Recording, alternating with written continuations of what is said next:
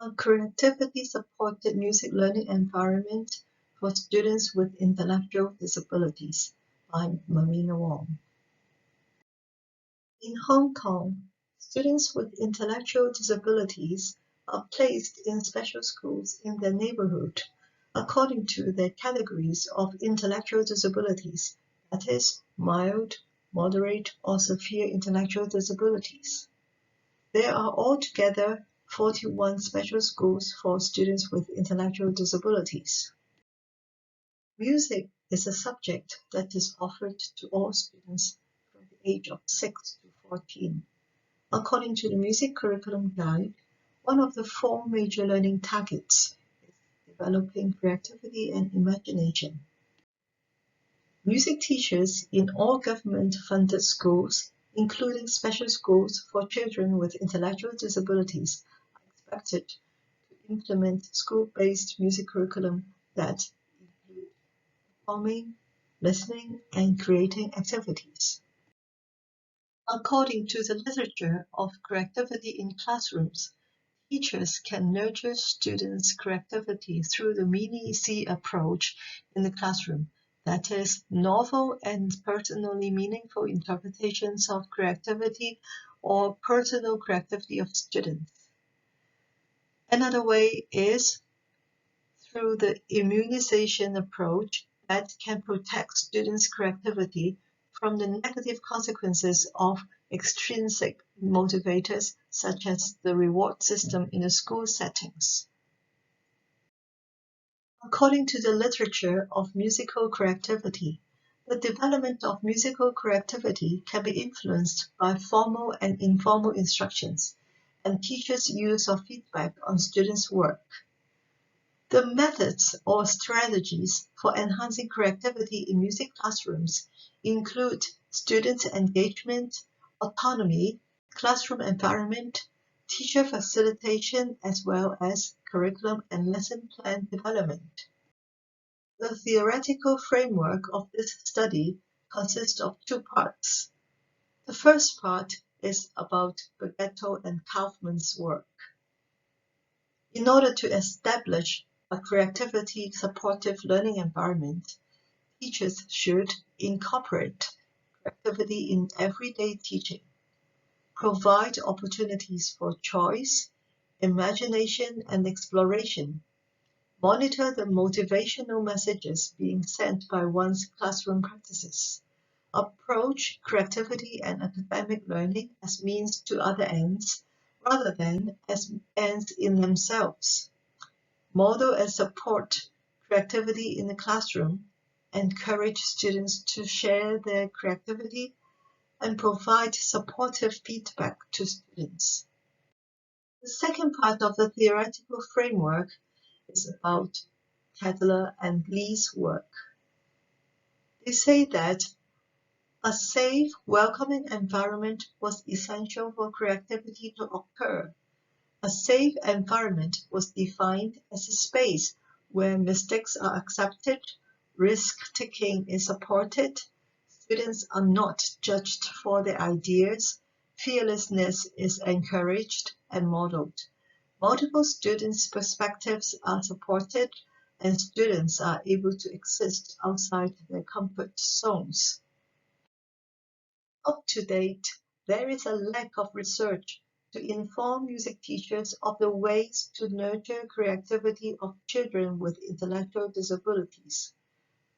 The purpose of this study is to explore special schools music teachers' perception of the music learning environment that can support the students to develop music creativity.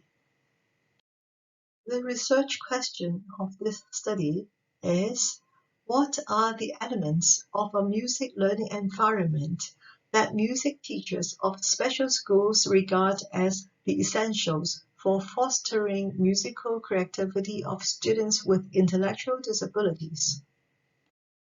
This is a qualitative multiple case study. Purposeful sampling was used to select 9 cases of special schools music teachers.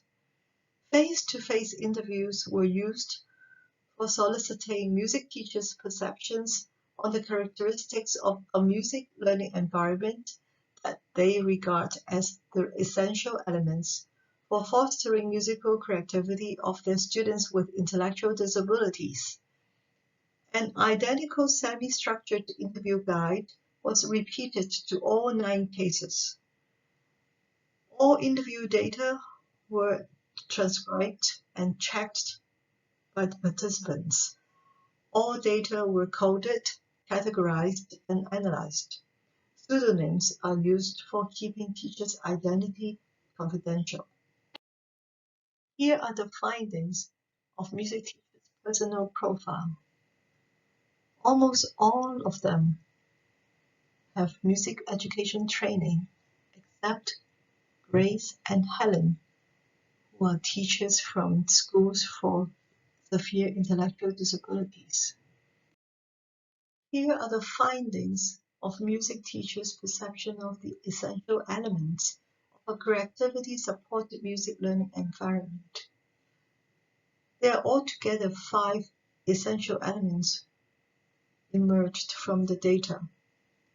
First, opportunities, time, and space for free exploration in a non-threatening environment. Number 2, provide support to individual students with specific hints and demonstration that facilitate them to connect music ideas with their daily living. Number 3, provide verbal and nonverbal compliments and feedbacks. Number 4, opportunities for making choices of methods and resources. Number 5, opportunities to develop a sense of engagement in music activities and ownership of music ideas. You'll see that not all teachers mention all these 5 points. For the first point, all teachers mention it in their interview data. And for the second, third, and the fourth and the fifth points, you'll see that teachers from schools for moderate ID or severe ID, they didn't mention that in their interview. The findings share some similarities with the creativity supported learning environment and the safe environment of the theoretical framework. All music teachers of this study, regardless of their education, experience, and type of special school that they are serving, expressed that they believe the opportunities, time, and space for free exploration in a non-threatening atmosphere as the essential element. Some music teachers of special schools for children with mild intellectual disability regard the opportunities for making choices of methods and resources, providing support to individual students with specific hints and demonstration that facilitate students with intellectual disability to connect music ideas with their daily living, as well as verbal and nonverbal compliments and feedbacks as the essential elements. The findings differ from the ideas of Bagetto and Kaufman in some ways. Some music teachers of special schools for children with moderate and severe intellectual disabilities expressed that their students' intellectual abilities are too low to imagine, make choices, comprehend motivational messages, or share creativity with others. The process of play and exploration of sounds are meaningful activities that can show the musical creativity of students with intellectual disabilities. The musical creativity of these students exhibit their novel and personally meaningful interpretations of creativity according to the mini-C approach of Bagetto, Kaufman, and Baer. On one hand, the ideas of providing instructions or model and feedbacks for students with intellectual disabilities echo the findings of educators in the West. On the other hand, It can also be seen as a pedagogy that teachers use in a teacher-centered environment, which is common in the context of Hong Kong, a Chinese society with Confucian regional beliefs that emphasize teachers' instructions, model, and feedbacks. This study has identified 5 elements that music teachers regard as essentials of a creativity-supported music learning environment that can foster musical creativity of students with intellectual disabilities. In addition, this study has found the juxtaposing perspectives of child-centered and teacher-centered approaches, of teachers' pedagogical beliefs, of nurturing musical creativity in Hong Kong special schools for children with intellectual disabilities. On one hand, music teachers prefer the child-centered approach to provide opportunities, time, and space for free exploration in a non-threatening environment. On the other hand, they also prefer the teacher-centered approach to provide specific instructions and feedback to students.